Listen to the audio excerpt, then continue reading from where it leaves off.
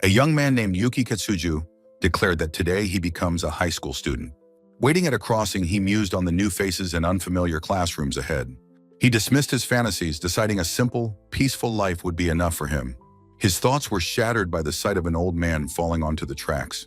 He watched in horror as a train rapidly approached the fallen man. A wave of frustrated determination washed over him as he cursed the situation. Shouting for the man to wait, he recklessly vaulted over the safety barrier. The world around him suddenly faded into a deep, consuming blackness. He awoke on his back, staring up into a hazy, unfamiliar sky. The same old man, now with a glowing halo, looked down upon him. The man explained he was the one Yuki saved, telling him not to be alarmed.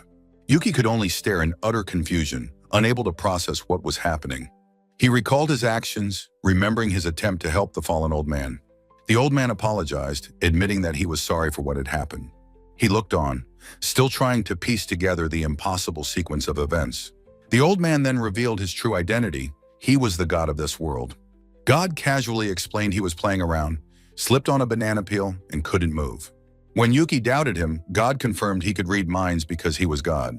Seeing the halo and the unreal situation, Yuki realized he had to accept it. God's expression turned serious, stating it was a shame to let such a kind person die. He then made a proposal, a second chance at life in another world. The offer left Yuki completely speechless, his eyes wide with disbelief. He leaned forward, asking if God truly meant what he was suggesting. His shock turned to pure joy as he realized it was a real-life isekai tensei.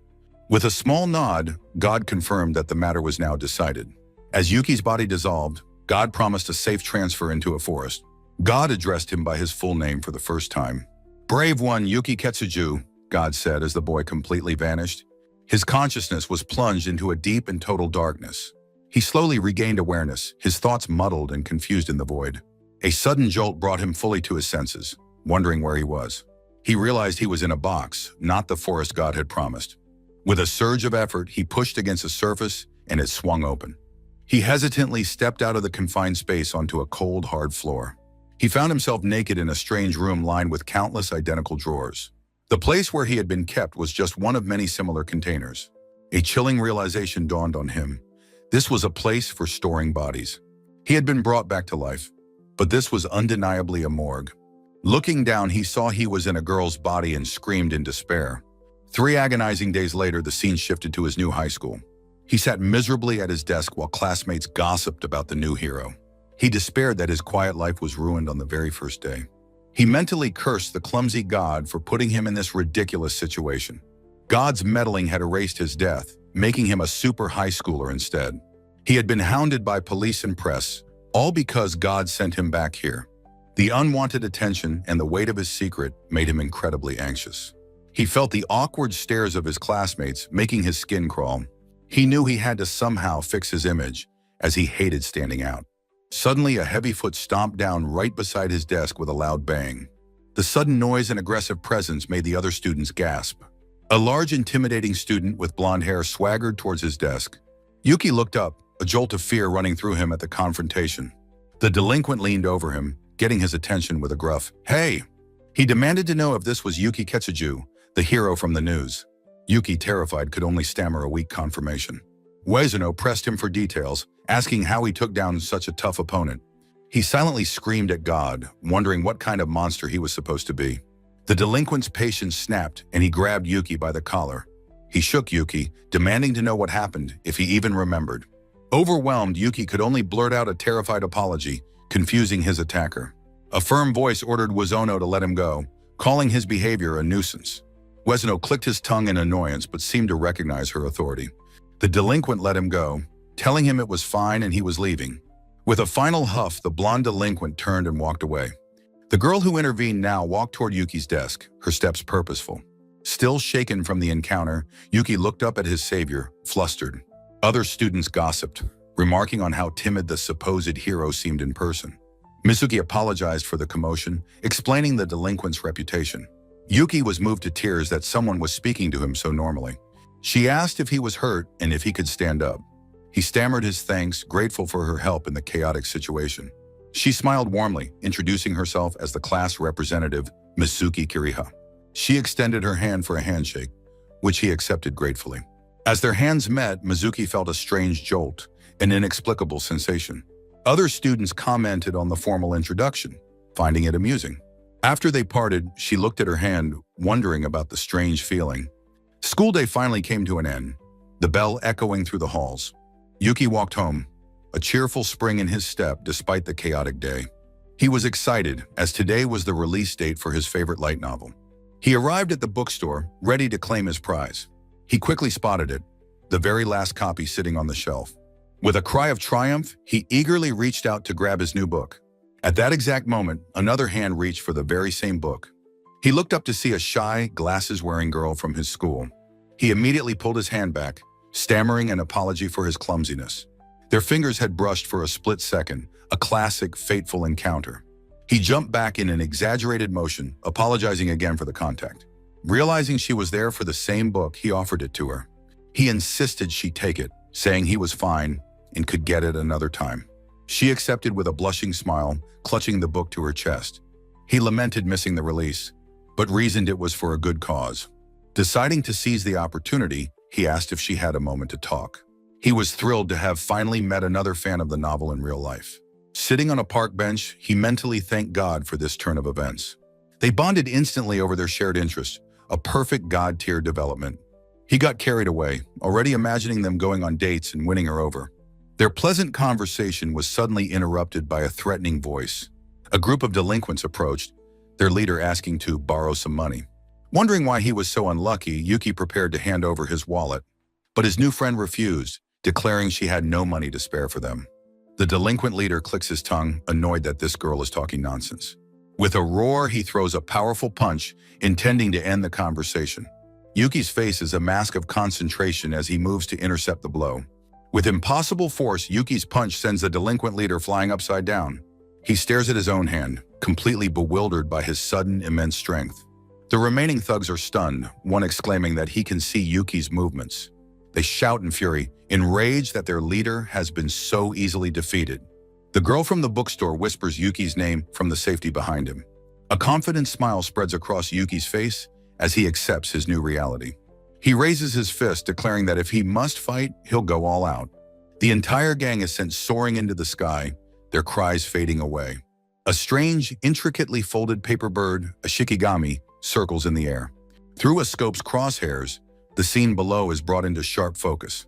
The target is Yuki, who scratches his head with a sheepish grin. The observer is revealed to be Mizuki Kiriha, in the robes of a miko. She recalls the strange, unnatural feeling she got from shaking Yuki's hand.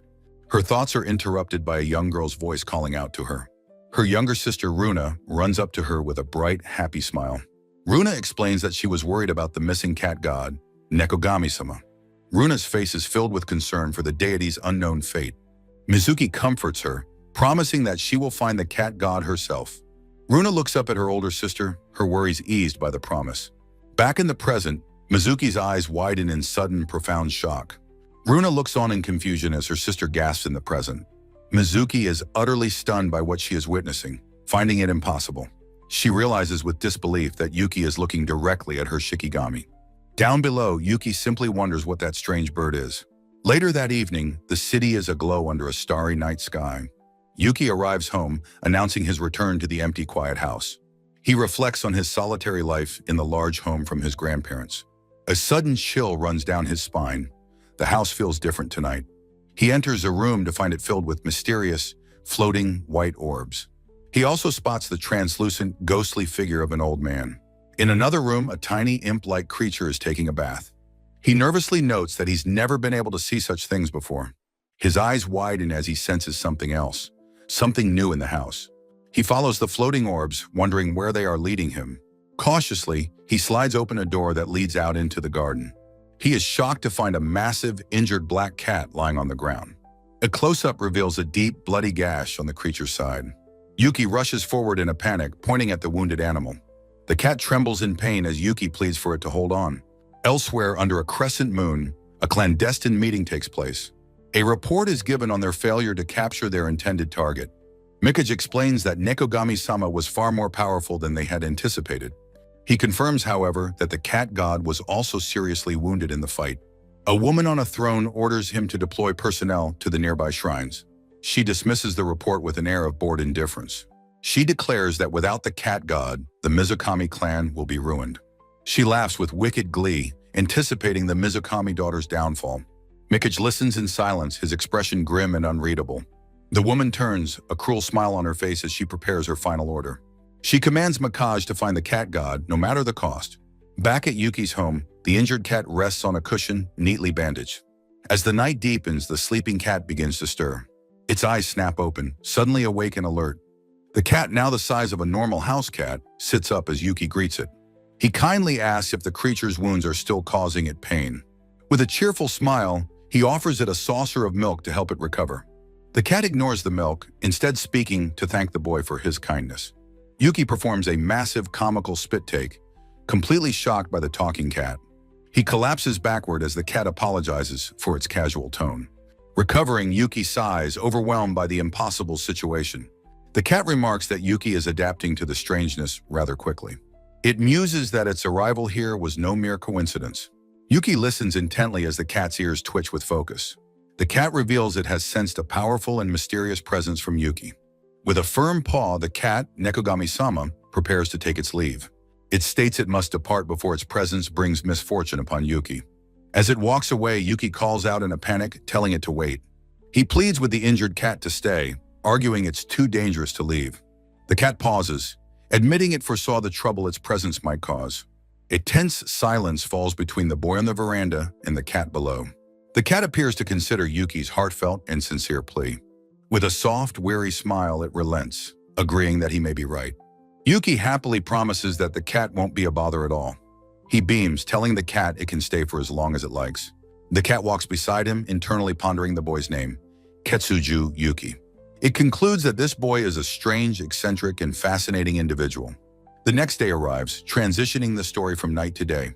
At school, Yuki leans against the lockers, looking completely exhausted. He lets out a weary sigh, the stress of the past few days catching up. His friends approach, asking why he seems so drained after school.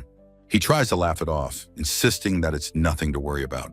Internally, he's unnerved by the intense gaze Mizuki has fixed on him all day. A horrifying thought strikes him. Could Mizuki actually be interested in him? As his friends tease him, a cheerful voice calls out his name. The girl from the bookstore appears, happy to have found him. She thanks him again for his help with the delinquents the previous day. Yuki is flustered by her gratitude and his friend's incredulous stares. One of his friends is shocked, demanding to know if she's his girlfriend. The girl boldly declares that Yuki is, in fact, her hero. She explains that he heroically drove away the delinquents who were bothering her. She reminds him that they even played a video game together afterward. His friends now see him as a master player, much to his annoyance.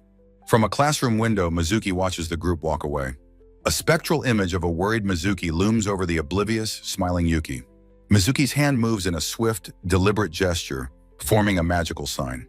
From her fingertips, she releases her shikigami, a paper bird familiar. The shikigami soars through the sky, flying towards Yuki and his friends. A strange prickling sensation on his neck causes Yuki Ketsuju to look up, startled. He stops walking, his eyes fixed on a strange, angular white bird flying overhead. With a sudden jolt of insight, he realizes it's a shikigami controlled by an onmyuji. From a classroom window, Mizuki Kirya watches him, confirming that he saw her familiar. Her shikigami is a simple paper creation, a non-combat type meant for reconnaissance. Yuki is bewildered, his mind racing as he wonders how he could possibly know such things. He looks down at his own hands, questioning this strange and sudden new knowledge. He reasons that the ghosts in his house must have awakened his spiritual senses. Since his death, his perception has opened up to a world of strange phenomena. From her vantage point, Mizuki sees that Yuki has made eye contact with her shikigami once again. She concludes that Ketsuju-kun is not ordinary, as he saw through her special concealment spell. Deciding that subtlety is no longer an option, she resolves to confront him directly. However, her thoughts quickly turn to the more pressing issue of the missing Nekogami-sama. She knows she must remain vigilant, as powerful, unknown forces are beginning to move. Later that evening, as birds fly over his roof, Yuki arrives home and announces his return. The small black cat, Nekogami-sama, greets him casually, noting that he's back early. Yuki looks around the entryway, asking what happened to the ghostly orbs that were there before. The cat explains that the old man's ghost was becoming a bit too conspicuous. He has moved the spirit into the cabinet under the wash basin, much to Yuki's horror. Later, before dinner, Yuki decides to put his newfound knowledge to the test. The cat finds him at his table, sketching intently, and asks what he's doing. He cheerfully explains that he figured out the Shikigami's formula and is making his own. The cat is utterly floored, demanding to know how he understood it just by looking. Yuki proudly presents his finished work, a perfect and incredibly complex magical circle. The cat admits the formula is beautifully drawn, surprising Yuki with its expertise. But it regretfully informs him that without spiritual power, the drawing is useless. Yuki is confused, asking what Reiryoku, or spiritual power, even is. The cat explains it is the essential life energy required to activate any kind of jutsu. It states bluntly that since Yuki has none, he cannot possibly use magic. Yuki is dejected, but the cat tells him not to worry, as very few humans have such power. He recalls his recent fight, the impossible strength he displayed, and finds a new resolve. Clenching his fist, he declares that, "You never know what you're capable of until you try." With a defiant roar, he stands and yells for the Shikigami to be summoned. He slams both of his hands down onto the intricate drawing on the paper. The cat cries out in alarm as a brilliant, blinding light erupts from the paper. In a burst of energy, a magnificent white bird with braided adornments materializes. Yuki and the cat stare in stunned silence at the newly summoned spiritual beast. "I did it!" Yuki cheers, giving a triumphant thumbs up to his impossible creation. The cat frantically leaps onto him, asking if he feels exhausted or dizzy. Yuki insists he's perfectly fine, much to the cat's utter exasperation and disbelief. He reassures both the cat and the new bird that he feels completely normal. The cat is completely baffled, wondering how this boy knows and can do so much. It speculates that, incredibly, he might be able to use jutsu without any spiritual power. The cat suggests he try controlling the Shikigami, setting one important safety condition. Yuki agrees and begins to focus, weaving a thread of intent to his creation. The cat instructs him to issue a command to prevent the connection from being lost. Yuki commands the bird to return if the connection is cut and to counterattack if threatened. With a final shout, he sends his new Shikigami flying out into the night sky. The bird's journey takes it across the city to a temple complex in Sapporo. Inside, the hot-headed sorcerer Kiin complains loudly about being dragged into this mess. He is clearly irritated, his subordinate trying his best to calm him down. He throws a tantrum, furious that he has to hunt for a single insignificant cat. Suddenly, Yuki's Shikigami appears at a window, peering in with its glowing eyes. In a separate, modern-looking room, Mikage confers with a blindfolded woman, Mikage-sama. He questions why they are using their main forces for this particular operation. He finds it illogical to deploy such a powerful, destructive asset for a simple search. He thinks of their ultimate weapon, the Kiin Onmyuji, a man specialized in annihilation. The blindfolded woman calmly states that there is a very good reason for this choice. Mikage considers their elite specialist, the flame sorcerer who serves the Kainoyama clan. He knows Kiin's overwhelming power is a double-edged sword that could destroy even their allies. Mikage grows impatient, stating they don't have the time or personnel to waste on this. Kikami spots the Shikigami and calls out to Kiin, demanding he deal with the intruder. In the courtyard, Kiin and his men look up, spotting the glowing bird in the sky. One of his men asks what it is, and Kiin immediately identifies it as a reconnaissance Shikigami. Kiin is surprised to see a Shikigami spying on them so brazenly. A confident, predatory smirk crosses his face as he realizes what this means. He orders his men to erect a barrier, specifically a Mizukami-style spell of the 18th Order. He explains the barrier will sever the connection, allowing them to trace and counterattack. His subordinate announces that the powerful magical barrier is complete and ready. Kiin grins wildly and roars for his men to unleash their full power. A massive pentagram forms as 5 pillars of fire converge on the lone Shikigami. The resulting explosion is colossal, lighting up the night sky over the city. Far away, Mizuki feels the shockwave, her expression one of stunned disbelief. She looks toward the horizon, wondering who could be fighting with such immense power. Kiin prepares a second attack, fanning out a handful of explosive Afuda talismans. He unleashes a rapid-fire barrage of fireballs in a multi-shot attack. He roars out the name of his signature technique, the continuous flame wall. The talismans explode in a chain reaction, blanketing the area in fire and smoke. Back in his room, Yuki flinches as if struck, feeling a sudden jolt. He tells the cat that the connection to his Shikigami has suddenly been severed. He peers out the door, wondering if his familiar was actually attacked by something. The cat realizes there is someone out there who can see and attack this type of Shikigami. It looks out at the moon, hoping this doesn't lead to any more trouble for the boy. At the temple, the smoke from the massive explosion begins to clear from the courtyard. Keen clicks his tongue in frustration, annoyed by the situation. He complains that the oversized explosion has made it impossible to trace the caster. He grumbles about being lectured by Kakami, revealing that she is his niece. As the smoke clears, the Shikigami reappears, completely unharmed, much to his utter shock. One of his men stares in disbelief at the impossible sight before them. Keen is stunned, wondering how it survived his attack without a single scratch. His shock quickly turns to manic glee as he realizes he has a worthy opponent. The Shikigami soars through the air, completely unfazed by the previous assault. Keen prepares another continuous flame wall, ready for a second, more powerful round. He unleashes a massive barrage of fireballs and explosive talismans at his target. The flaming projectiles streak across the sky, a torrent of destructive energy. The attack converges, creating another massive, fiery explosion in the night sky. One of his subordinates cheers, certain that this time it was a direct hit.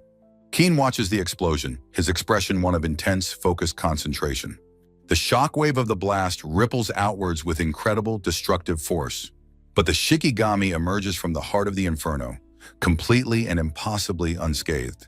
The flame sorcerer Keen is shocked, muttering about his troublesome opponent. Yuki's Shikigami flies onward, having simply blown away his fiery attack. Keen's surprise turns to a wild grin. He declares this to be excellent. He vows to answer with even greater power, unleashing a new technique. His Annihilation Flame Pursuit bullet streaks towards the now multiple Shikigami copies. The small paper bird easily evades the homing attack with nimble grace. The concentrated beam of pure fire screams through the night sky. Keen watches in disbelief as his powerful attack misses its target completely. He clicks his tongue in frustration, realizing he has been outflanked. A glowing copy of the Shikigami hovers menacingly right behind him. Keen decides it would be rude not to get serious now. He clenches his fist, revealing a dark, swirling tattoo upon his arm. A terrifying wave of dark spiritual energy erupts from his body. The very ground of the temple courtyard begins to shake and crack. His subordinates cry out, warning everyone to flee from his ultimate technique.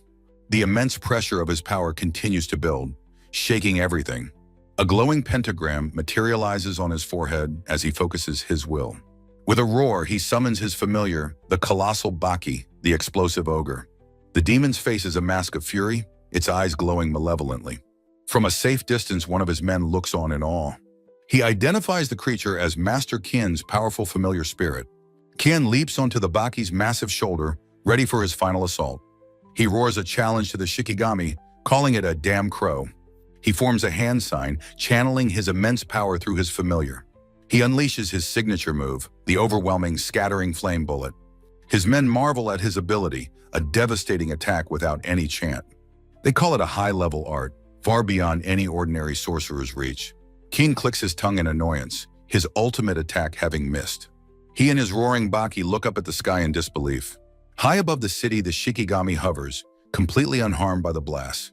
The Baki stares up, its demonic eyes wide with utter shock. The massive explosion rips through the temple courtyard far below them. One of Kin's subordinates cheers prematurely, believing they have won. Kin grudgingly admits that his opponent is impressively skilled. His men are stunned by the small bird's impossible resilience. They cannot believe it defended against such a close-range explosion. Kin realizes the bird is intelligent enough to understand the danger. He leans forward, declaring this prolonged battle to be far too inefficient. He leaps down from the Baki's shoulder, landing hard on the ground. His subordinates realize the fight has become a war of attrition. One astutely notes the bird is using immense power for its barrier. He concludes the caster is knowingly burning through their spiritual energy. From afar, Mikeg wonders if his master understands this complex strategy. Kin, however, is a simple creature, only wanting to destroy his foe. He throws his head back and lets out a wild, maniacal laugh. He declares the fight to be the best, though it's a shame to end it. He vows to destroy everything with the full force of his being. He gathers all his remaining energy, his hands forming a new sign.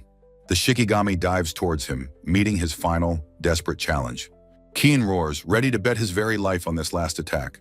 A brilliant, silent flash of white light engulfs the entire scene. The light erupts over the city, a cataclysmic release of spiritual power. A pair of hands clap together, a voice stating their part is done. The next morning, Kuro the cat relaxes after a delicious meal. The cat god's nose suddenly twitches, sensing an unusual presence. Yuki's Shikigami appears at the window, glowing with residual energy.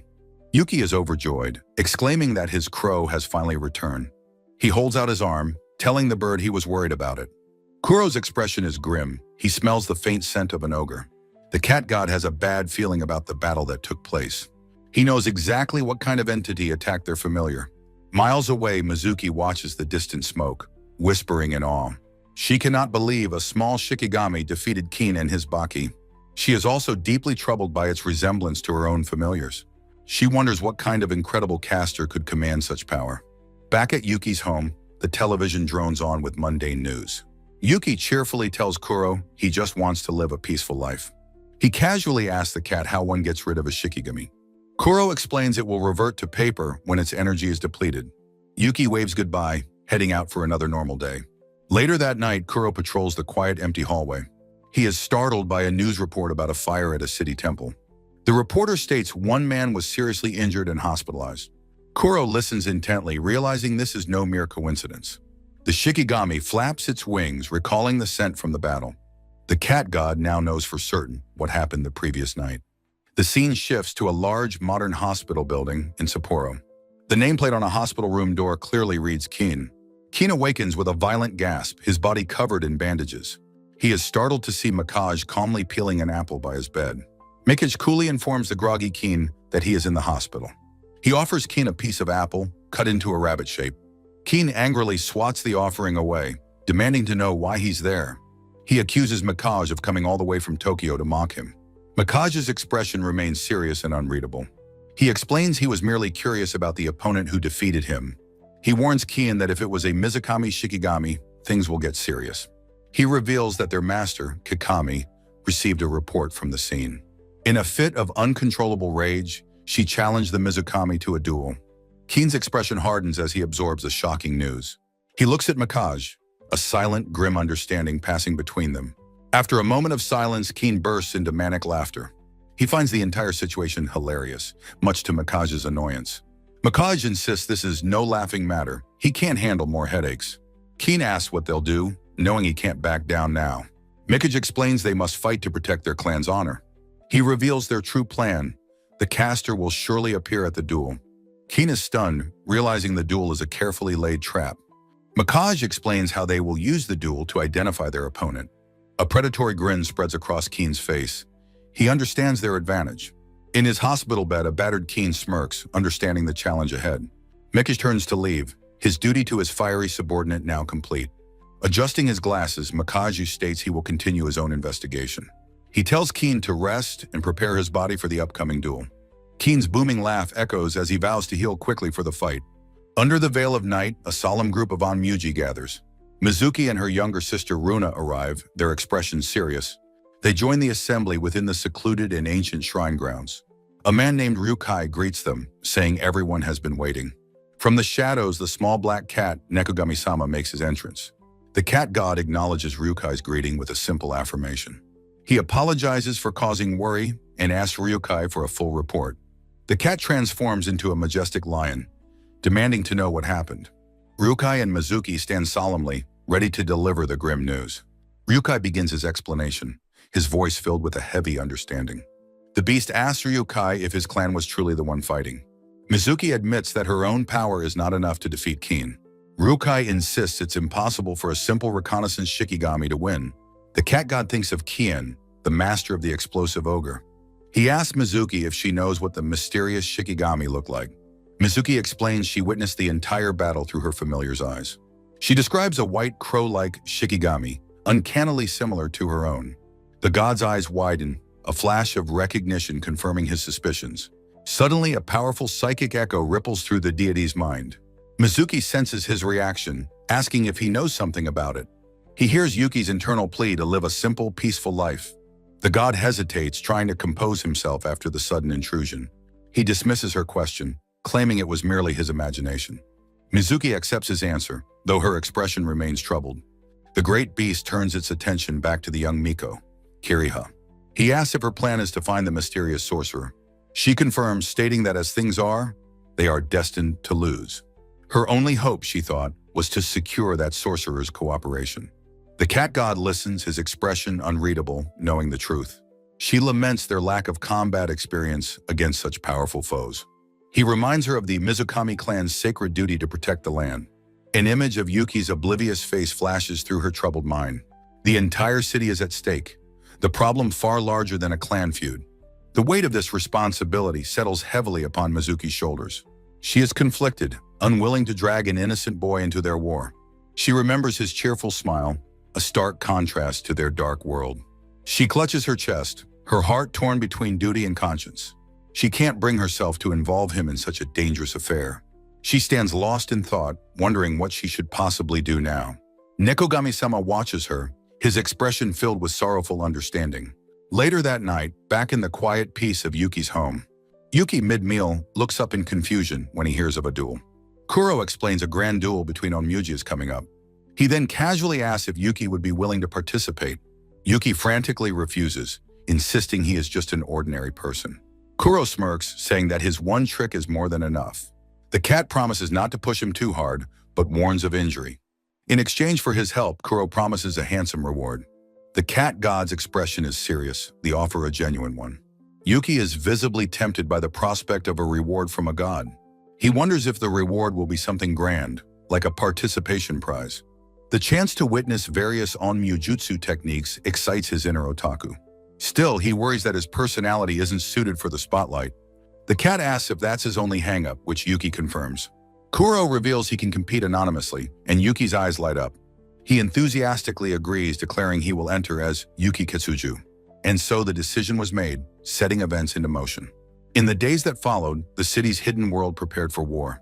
Makaji handled logistics while Kiin impatiently recovered in the hospital. A nurse tends to Kiin, who is eager for his rematch. At their shrine, Mizuki and Runa trained relentlessly for the duel. Their clan head, Ryukai, watched over their preparations with concern. Unseen forces continued to move in the shadows of the city. Finally, the night of the duel arrived, the moon hanging in the sky. The day of the great match had finally come upon them. Kuro tells a determined Yuki that it is almost time to leave. The cat confirms they are ready and says they should depart. Yuki confirms he has packed everything he needs for the event. They set off into the night, heading toward the designated arena. Yuki looks up at the massive modern dome, ready for the tournament. But his excitement is cut short by a sudden, shocking event. Nekogami-sama, in his true form, appears with Mizuki on his back. Yuki yells at the god, angry about the lack of information. He laments that he thought this was just a fun, amateur tournament. The god apologizes, explaining the duel is a high-stakes clan war. They arrive at the venue, the Sapporo Community Two-Dome Arena. They make their way to the stark participant waiting room inside. Nekogami-sama clears his throat, preparing to make the introduction. He announces that he will now introduce their secret weapon to everyone. He presents the masked Yuki as a freelance Onmyuji helping them. The clan members whisper, noting the strange, untraceable aura he emits. Yuki explains his mask is a high-tech novelty that conceals his face. A voice greets them as the door to the waiting room opens. The man introduces himself as Ryukai, the head of the Mizukami clan. He says Nekogami-sama has already briefed him on Yuki's unique qualities. Yuki is confused by his mention of the attack on the Kayanoyama. To Yuki's shock, Ryukai and the entire clan bow before him. He formally thanks Yuki for lending his power to their desperate cause. Overwhelmed by the gesture, Yuki can only stammer in response. He feels the immense pressure of the clan head's solemn gratitude. He quietly asks Nekogami-sama what Ryukai meant by the attack. The god is startled, realizing he forgot to explain that detail. He tries to play it off, but Yuki demands to know what's going on. Just then, Mizuki and Runa burst in, apologizing for their lateness. Mizuki introduces herself and Runa as his teammates for the duel. The shock of the revelation hits Yuki as he sees his class representative. He realizes in disbelief that Mizuki Kiriha is an Onmyuji. Flustered, he stammers a denial as she looks at him questioningly. They shake hands to formalize their alliance, and Mizuki flinches at a strange spark. Overwhelmed, Yuki excuses himself to the restroom, with Nekogami-sama trotting behind. In the restroom, Yuki splashes water on his face, trying to process his surprise. He asks the cat god why he isn't fighting, given his immense power. Nekogami-sama explains that as a well-known deity, his participation is forbidden. Yuki learns the duel has strict regulations to ensure fairness between the clans. The cat god reveals the Mizukami clan's head, Ryukai, is too ill to fight. The gravity of the situation begins to dawn on the masked boy. Mizuki and her younger sister are the clan's de facto #1 and 2 fighters. Yuki flinches, the full weight of their desperation settling on his shoulders. Steeling his resolve, he promises to do his best to support the Miko sisters. He then remembers to tell the cat about his own strange circumstances. He explains their opponents are the powerful Kayanoyama clan, and he's a representative. The cat god warns him to be extremely careful and not to let his guard down. Nekogami-sama watches, confused, as Yuki vanishes from the hallway. In a flashback, Yuki yells at the cat for not telling him sooner. In the Kayanoyama waiting room, the cool Mikage approaches his clan's head. Kikami impatiently confirms that their preparations for the duel are complete. Their champion, Kian, stretches, declaring he has been waiting for this moment. With a crazed grin, Kian vows to show Mizuki the true meaning of terror. Kikami cackles with glee while Mikage notes her good mood. Mikage instructs Kian to follow his strategy once the match begins. Kian scoffs but agrees, admitting he trusts Mikage's tactical mind. Reluctantly, he agrees to follow the plan, though he'd rather just fight. The two teams walk down the long corridor towards the arena floor. A voice announces that both parties have arrived in the vast domed stadium. The combatants are small figures walking toward the center of the massive arena. The formidable representatives of the Kayanoyama clan take their positions. On the other side, Yuki sweats nervously beside Mizuki and Runa. Kin dismisses their opponents, but Mikage questions if he is truly okay with it. Yuki panics, cursing the cat for its dire warnings right before the match. He desperately looks around, trying to find something to calm his nerves. His eyes land on something in the distance that looks pleasantly soft. His gaze comically zooms in on the referee's impressive chest. He realizes he's been staring at the beautiful and well-endowed referee. Mizuki explains that she is Konewa, head of another great Omyuji clan. Yuki is stunned to learn one of the 5 great families is refereeing. A diagram explains the elemental affinities of the great clans. He turns to see Mizuki and Runa glaring at him with annoyance. The referee, Kaniwa, playfully approaches Mizuki to tease her. Yuki, trying to be helpful, offers to explain things to Mizuki. Mizuki gets in his face, warning him not to hold them back. The two teams stand opposite each other, the tension palpable. Kaniwa claps her hands, asking if everyone is ready. She offers Yuki a small folded paper talisman as a gift. He wonders what it is as she tells him to stick it on his skin. Kaniwa also gives 2 charms to Kian for him and Kikami. Yuki and Mizuki examine the strange person-shaped paper charms. He learns that the object is a powerful scapegoat charm. Mizuki explains it will absorb any injuries in the wearer's place. The charm can even nullify 1 fatal wound, leaving Yuki amazed. Creating them, she explains, requires immense power from the clan heads. Yuki understands that such powerful items cannot be mass-produced. He thinks it's a useless trinket but tries to memorize its design anyway. Kuniwa cheerfully announces that it's time for the duel to begin. Kikami calls out to the referee, noting her casual attitude. Mizuki glares at Kikami, questioning her right to call for a duel. Yuki is confused by the intense animosity between the two women. Mizuki fiercely declares that the Kayanoyama clan started this conflict. Kikami is left speechless and flustered by the direct accusation. Yuki chuckles at his class representative's powerful verbal attack. An enraged Kikami demands the referee do her job and start the match. Kanawa waves dismissively, agreeing to get things started. She instructs both teams to create some distance on the arena floor. Kaniwa calls upon the sorcerers in the audience to erect the barrier. Around the arena, spectators begin to form intricate hand signs. Mikage's hands elegantly form a complex magical gesture. Another sorcerer's hands join in the massive coordinated spell. A shimmering hexagonal energy field materializes, shocking Yuki. He thinks the barrier is incredibly cool and vows to learn the technique. Konoha smiles, satisfied with the preparations for the sacred duel. From the stands, Nekogami-sama watches as the rules are laid out. The clan head, Ryukai, explains defeat comes if a charm is destroyed. Sanin, or if a combatant is thrown from the arena. Kaniwa lowers her hand, ready to begin the fight. The members of the Mizukami clan tense up, ready for battle. The Kayanoyama team stands poised, ready to unleash their power. With a massive fight, the sacred duel erupts into action. Keen immediately unleashes his signature, continuous flame wall attack. Yuki yelps in shock as the sudden assault heads right for him. Keen grins wildly, confident in his opening, sure-win attack. He yells, "Take this!" as a massive fireball explodes toward a screaming Yuki. Yuki dives out of the way, narrowly avoiding the fiery blast. He lands hard, realizing just how close he came to being incinerated. Catching his breath, he thinks he was almost barbecued. He looks up in surprise at the aftermath of the attack. A massive wall of solid ice has blocked the fiery explosion. Mizuki realizes the flame technique was a feint, not aimed at her.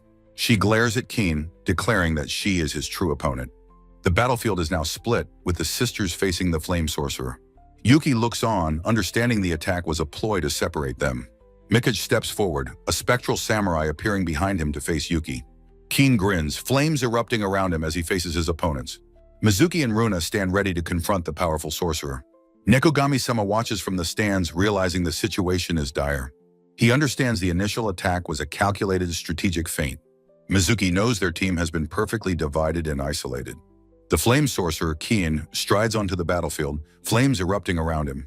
A nervous Yuki steels himself, declaring that he too is ready to fight. The majestic Nekogami-sama watches grimly, wondering how Yuki plans to proceed. The cool and calculating Mikage states his objective is to defeat the Miko. Yuki feels the immense pressure, realizing this will be an arduous task. The vast, steel-beamed ceiling of the dome hangs over the silent arena. The referee Koniwa appears beside Mizuki with a cheerful greeting. Ryukai sees her and mutters her name, realizing the situation has grown complex. He questions her role as referee, but she walks down, telling him not to worry. She reveals she is the head of the Kai clan, a fact he should understand. Ryukai's expression darkens as he remembers her powerful political standing. Koniwa asks what he'll do, chiding his poor planning and lack of foresight. Her subordinate reveals she contacted the Kayanoyama clan before the duel began. She muses that he is as clueless as ever, but there is more to it. She holds up the scapegoat charm she gifted to Yuki, a forbidden item. The intricate, powerful characters on the paper talisman are shown up close. She asks why he didn't contact her sooner to avoid this entire farce. Ryukai demands to know her reason for interfering as a clan head. She lectures him, stating he lacks the experience of a true sacred duel. She offers to absorb his clan, promising his daughters will be good assets. She is taken aback by his unspoken but clear refusal of her offer. An annoyed vein pops on her forehead as she forces a strained smile. Ryukai clenches his fist in silent frustration, muttering a curse. She scolds his pride, but he retorts that it is not that kind of problem. A single quiet exclamation escapes her lips as she notices something. She walks away, remarking that the Mizukami clan is still a concern. Ryukai asks if her motives are truly for his clan's sake. He smiles slightly, having understood her real intentions. She playfully asks if that is the real reason she accepted the role. She admits she is curious about the Onmyuji who defeated Keen. Ryukai sighs, finally grasping the depth of her political maneuvering. She admits she has been watching Yuki from the very beginning. On the arena floor, Yuki sprints away from an unseen danger. Koniwa agrees with an unspoken thought, her expression calculating. She recalls feeling absolutely no spiritual power from the boy's charm. Ryukai confirms this, saying it was just like touching the Shikigami. She notes that masters can hide their power, but this feels different. She concludes that they must watch his battle very carefully. Yuki sweats, feeling the immense pressure of their watchful eyes. Mikage summons his spectral samurai warrior with a sharp cry to break. Yuki frantically dodges the massive, downward slash of the ghostly warrior. He grits his teeth, narrowly avoiding the blade and preparing to move. With a nimble leap, he quickly puts some distance between them. He lands gracefully, having successfully evaded the initial, powerful assault. He breathes a sigh of relief, realizing how close that was. Mikage notes that Yuki seems to possess some degree of physical skill. Yuki realizes the situation is bad, his face beaded with sweat. Mikage observes that his opponent cannot control his spiritual attack range. Yuki frantically thinks he needs to summon a Shikigami to counter. Mikage's eyes narrow as he prepares to press his overwhelming advantage. Too slow, Mikage declares, his hand shooting out to grab Yuki. Yuki is shocked as his cat-like mask cracks from the force. His body is sent flying, skidding violently across the polished arena floor. Mikage notes his impressive abilities, but his lack of experience is fatal. Yuki winces in pain as he realizes his scapegoat charm has vanished. Mikage coolly asks if he feels lucky to have survived that attack. He warns that the next strike will surely be the final one. Yuki tells himself to calm down, his mind racing in panic. He knows he must find an opening, anything to counterattack. He lunges forward in a desperate gambit, aiming past his opponent. Mikage easily intercepts the move, his familiar looming behind him. He mockingly asks what Yuki plans to do now that he's been caught. Yuki yelps as he successfully snatches the talismans from Mikage's pocket. The stack of paper talismans is now firmly in his grasp. Mikage realizes his mistake, cursing his own momentary carelessness. He looks up to see that his ink brush pen is also gone. Mikage scoffs, calling his attempt to summon a Shikigami while fleeing naive. Yuki despairs, thinking it's game over if this continues. He knows he needs some way to create an opening for an attack. A massive fiery explosion suddenly erupts on the arena floor. Keen glances over, wondering if his opponent has already started attacking. Mikic calmly notes that something seems to have opened up. He declares he won't give him the chance to draw a formula. Yuki defiantly refutes him, preparing a talisman for his counter. He taunts Mr. Glasses in a suit, ready to use his own jutsu. He declares that he will borrow the formula, whether Mikage likes it or not. Mikic adjusts his glasses, watching the incoming attack in silence. The paper talisman, now a flaming projectile, soars towards its target. Keen notes with a grin that the other side has already started. Mizuki furiously demands to know what he's planning with a 2-on-1 fight. He dismissively asks what she is even talking about. She wonders aloud if he's asking the masked boy for help. He asks if the mysterious masked boy is her secret weapon. His subordinate panics, asking what he should do about Keen's wild behavior. Keen considers his options, then asks what he is supposed to do. He smirks, realizing they think they have an unfair advantage against him. He declares it's a great story and lunges forward, calling out to her. A ball of fire hurtles across the arena toward the Miko sisters. Mizuki shouts that he's already attacking them with full force. She calls out to Runa, who confirms she understands the plan. Runa calls upon her familiar, Dean, pleading for her assistance. Dean erects a massive shimmering barrier called Wall to block the fire.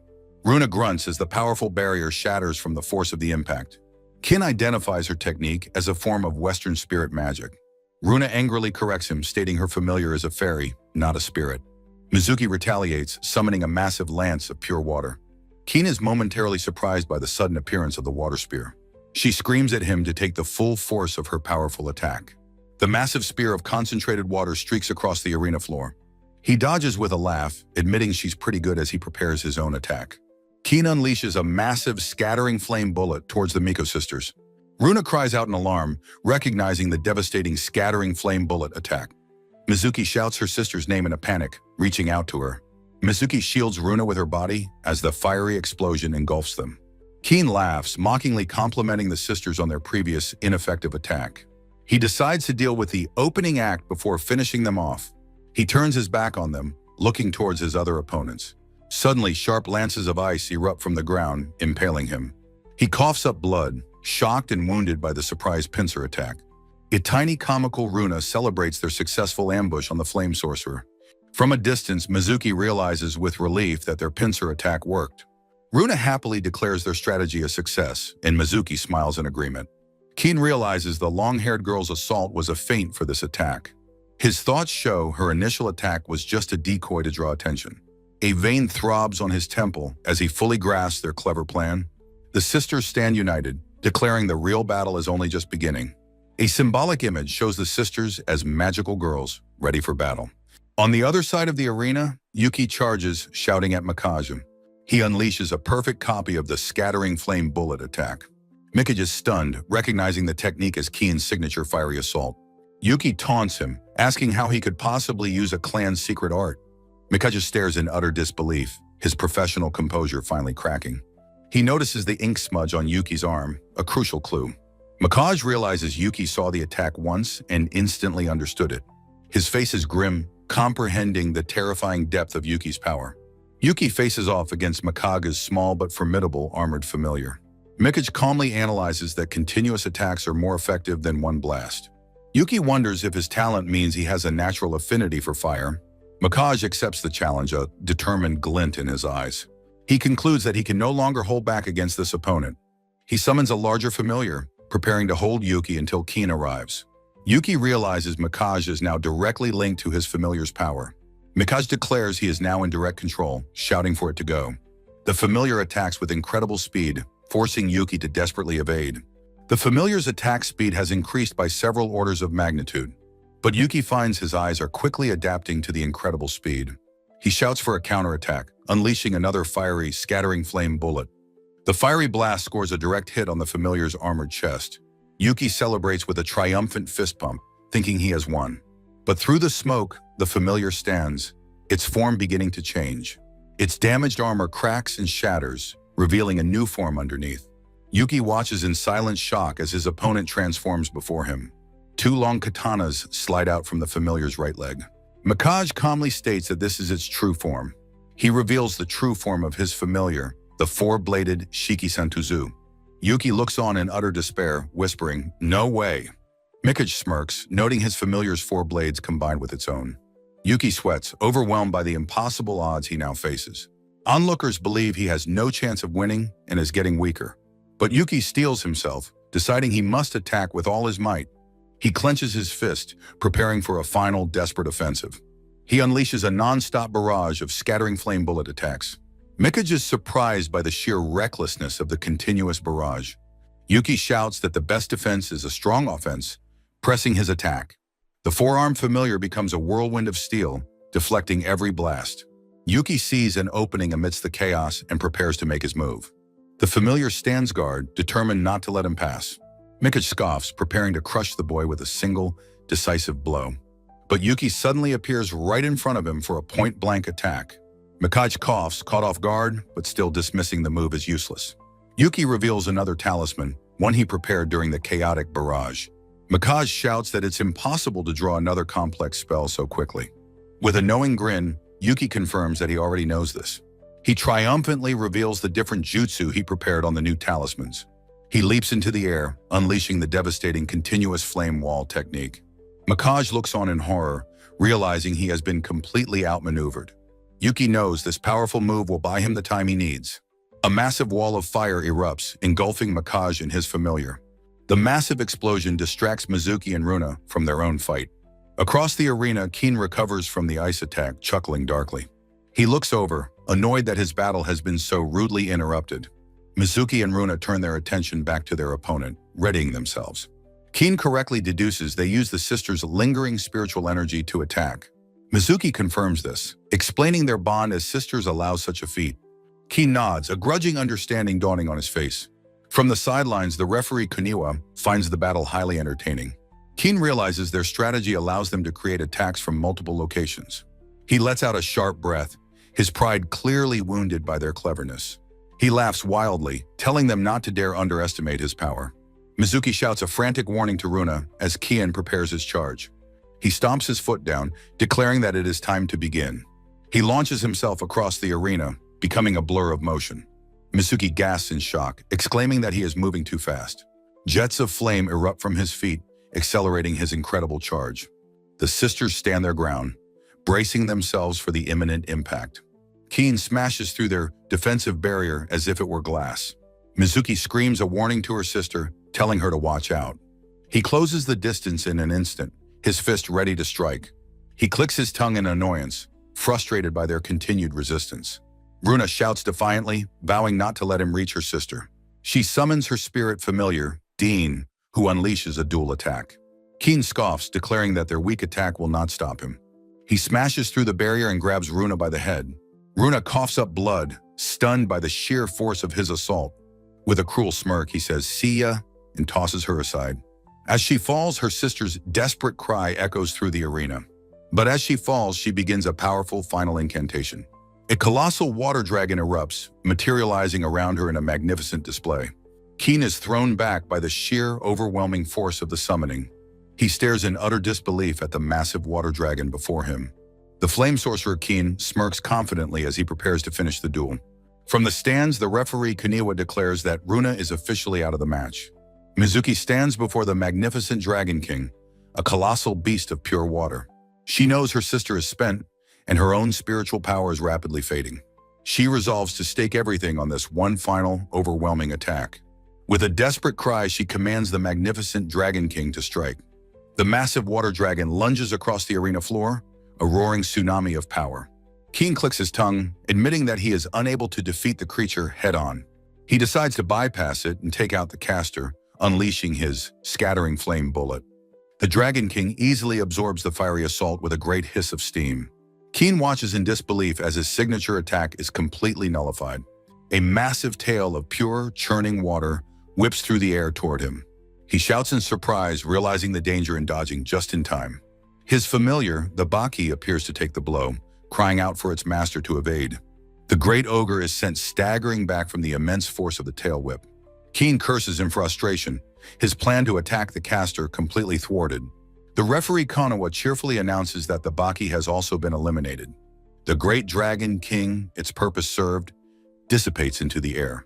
Mizuki collapses to the floor, completely exhausted from the immense summoning. Keen is surprised, realizing the mighty water dragon has suddenly vanished. Mizuki gasps for breath, knowing she has completely run out of spiritual energy. Keen smirks, noting that he can no longer be toyed with in her weakened state. He declares the fight over, but Mizuki pleads for him to wait. A sudden sharp sound startles Keen, his attack momentarily forgotten. He looks up in shock as the spiritual barrier sealing the dome shatters. Shards of the broken barrier rain down upon the arena floor like invisible glass. Mizuki, still on the ground, looks up in exhausted, dazed confusion. A new figure, a girl with long white hair, stands over the fallen Yuki. Yuki, his cat-like mask cracked, stares up at the mysterious girl in disbelief. He asks if she is the Shikigami that he summoned into existence. The girl turns to look at him and gives a small, confirming nod. She suddenly rushes toward him with surprising and silent speed. She throws her arms around a flustered Yuki in an affectionate hug. She pulls back, telling him to throw away the scary scapegoat charm. The girl seems embarrassed by her own forwardness, looking away with a pout. With a flick of her wrist, she tosses the protective charm away. Yuki, still flustered, decides it's fine as she clenches her fists with determination. Keen watches the newcomer's arrival, a look of alarm on his face. Makaj shouts at Keen, telling him not to just stand there staring. He realizes with a start that Keen is the flame sorcerer, their clan's powerhouse. Makaj orders Keen to protect their caster, and Keen acknowledges the command. Yuki, seeing the chaos, realizes the gravity of the situation with his Shikigami. The white-haired girl looks at him, awaiting her master's orders. She understands that she exists to answer his call and end the lives of his foes. Yuki tells himself to calm down, recalling the black cat's crucial lesson. He remembers that he must command his Shikigami with clear, unwavering intent. He shouts his command, entrusting her to take down all of their opponents. The Shikigami girl's expression hardens with serene focus and determination. She acknowledges his wish and leaps into the air with purpose. Yuki watches her, a look of absolute awe on his face. A massive, ornately decorated katana materializes in her small hands. She brings the impossibly large sword down in a single devastating slash. Kuniwa watches the aftermath, her expression one of utter, profound shock. Rokai, the Mizukami clan head, is equally stunned by the display of power. Nekogami-sama, in his divine lion form, looks on in stoic silence. Yuki stares, mouth agape, at the destruction his Shikigami has caused. The Shikigami lands gracefully amidst the chaos she has single-handedly created. Yuki is speechless as he sees the arena dome completely sliced open. The dome groans and collapses, sending debris raining down as people scream to evacuate. Kakami awakens with a jolt in a hospital bed, crying out in confusion. She looks around, dazed and disoriented, wondering where she could be. She sees a familiar, sharp-suited figure sitting calmly by her bedside. Makaj greets her, calmly informing her that they are in a hospital.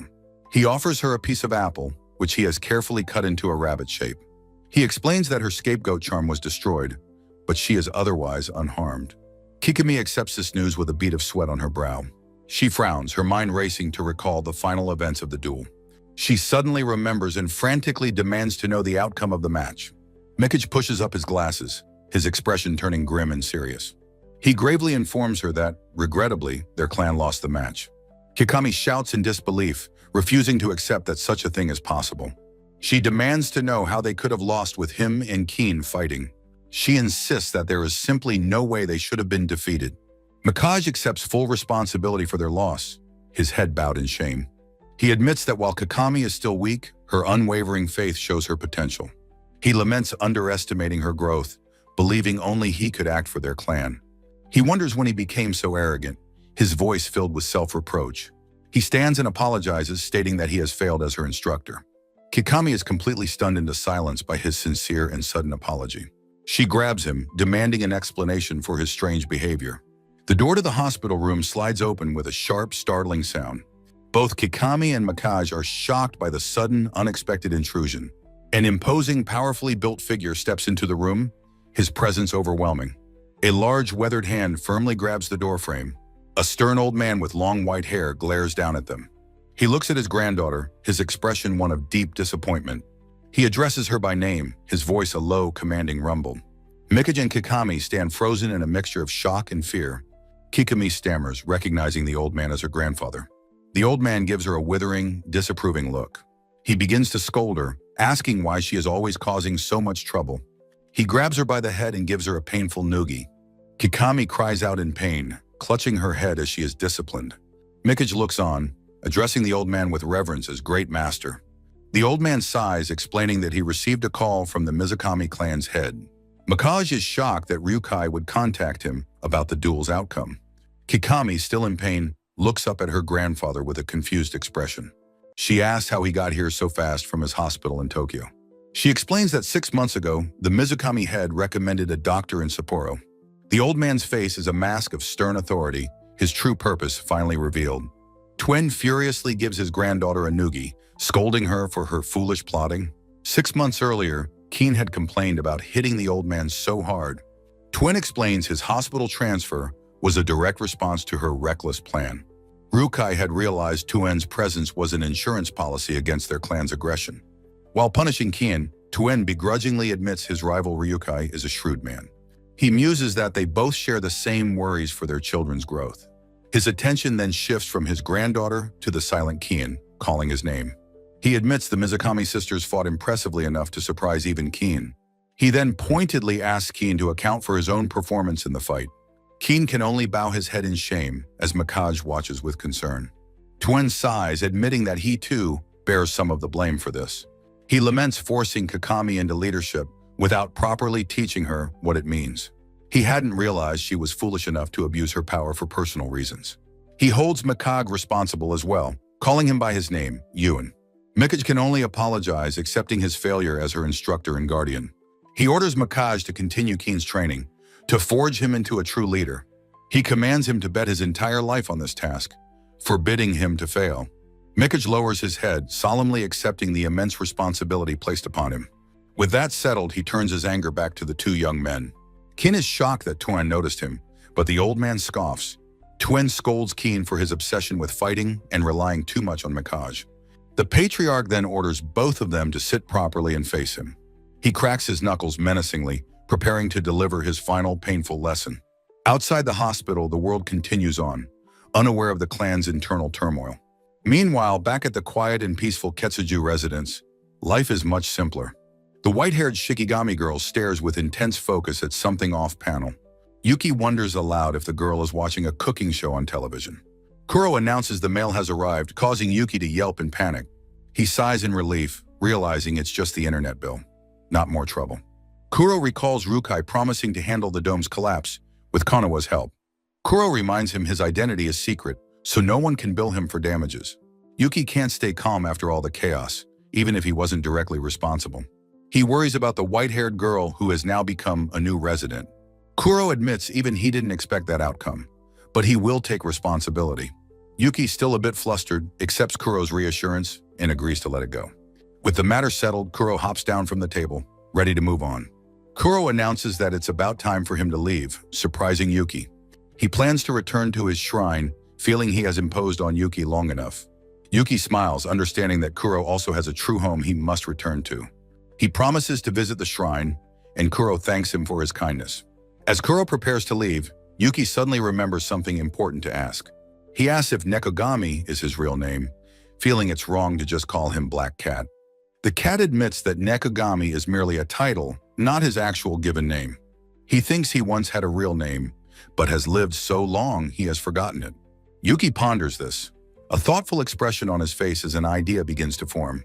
He decides that if the cat has no name, he will give him a new one. Since he's a black cat, Yuki suggests the simple name Kuro, shocking the deity. The name triggers a flash of memory, a traveler in a wide hat and a black cat. He remembers the traveler finding him as an injured kitten and tending to his wounds. In the memory, the grateful cat happily follows his kind savior on his journey. The flood of long-forgotten memories leaves the ancient cat god completely speechless. Overcome with emotion, Kuro apologizes, leaving a smiling Yuki utterly confused. The cat rubs his eyes, trying to process the sudden, powerful wave of nostalgia. Kuro apologizes again, but Yuki still has no idea what is happening. At a train station, Konoha apologizes for the chaos of the recent duel. She admits to Ryukai that the outcome was truly far beyond what she expected. She was lured by the masked sorcerer's power, but didn't expect such a disaster. She says she used her clan's special technique to repair the dome for now. She warns Rukai that her repair is temporary and he understands his duty.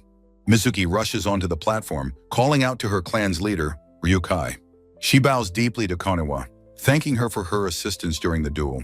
Koniwa looks at the young Mika with a warm, knowing, and amused smile. She waves her hand dismissively, telling Mizuki not to worry about the formalities. She then playfully teases Mizuki, saying she'll put the debt on her papa's tab. As Koniwa departs, Ryukai dryly remarks that her pride is showing, annoying her. The train doors close, and the Goryukaku clan head begins her journey home. The scene shifts back to the distant past, to a quiet, grassy field. In the memory, the traveler senses something amiss and pauses on his journey. He spots the small, injured black kitten crying out in the tall grass. He gently scoops up the poor creature, promising that he will heal its wounds. With a makeshift bandage tied around its torso, the kitten is now safe. As the traveler prepares to leave, he realizes the happy kitten is following him. He wonders if the small creature wants to join him on his travels. The traveler laughs, seeing the kitten's boundless joy, and agrees to take it along. He beckons the cat forward, bestowing upon it the name Kuro. Back in the present, Kuro sighs, the weight of the rediscovered memory settling in. Yuki looks on, finally beginning to understand the depth of the cat's reaction. Kuro confirms that being named by Yuki has officially made him his familiar. Kuro apologizes, explaining he can no longer leave, but Yuki is happy to have him stay. Now that he is staying, Kuro sheepishly admits he has a small favor to ask.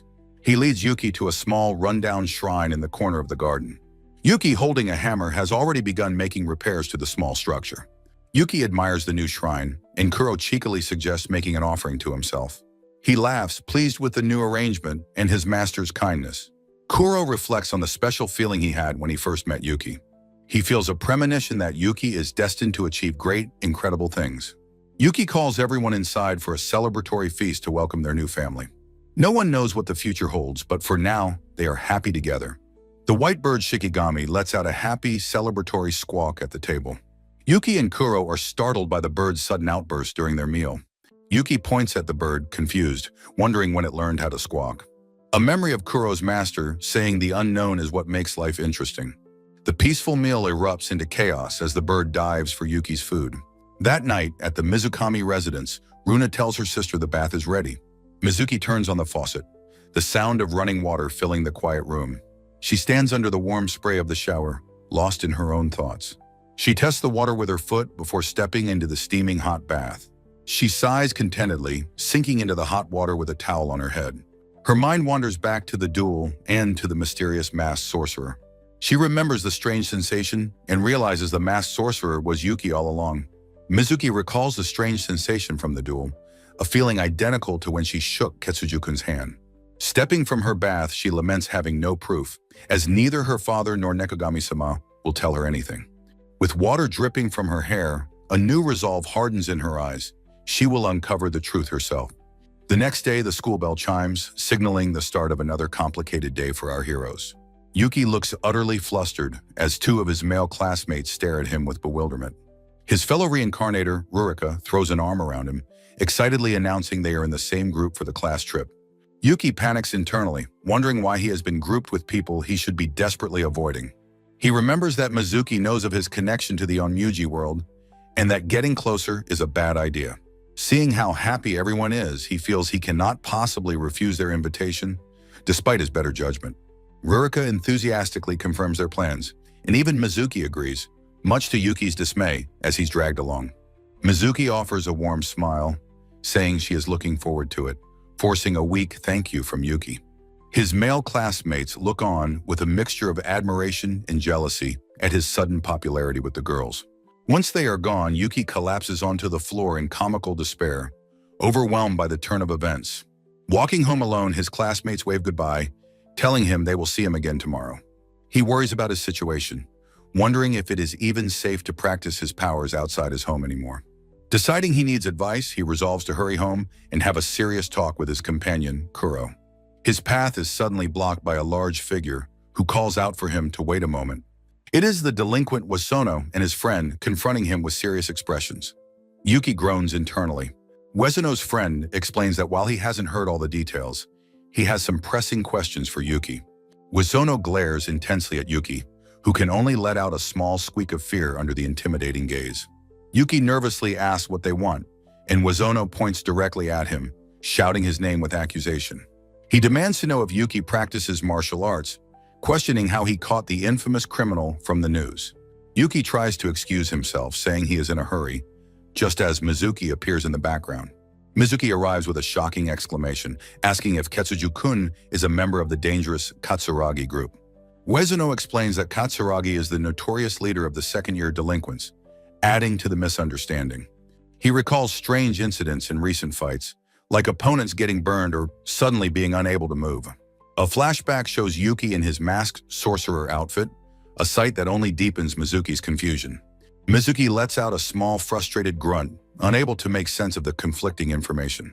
She steps forward to apologize to Yuki, stating that it is against her principles to allow such intimidation. Uezuno dismisses her, wanting to test Yuki's true power and demanding a sparring match to see for himself.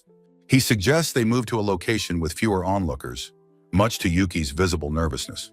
Mizuki tries to intervene, calling out Uezuno's name, but he is already dragging a protesting Yuki away. Behind the school, Uezuno tells him to get ready, as Yuki laments how his life has become a total cliché. Cracking his knuckles, Uezuno declares a one-on-one fight, promising he won't go all out. Yuki sweats nervously, wondering how his simple life has spiraled into this chaotic situation.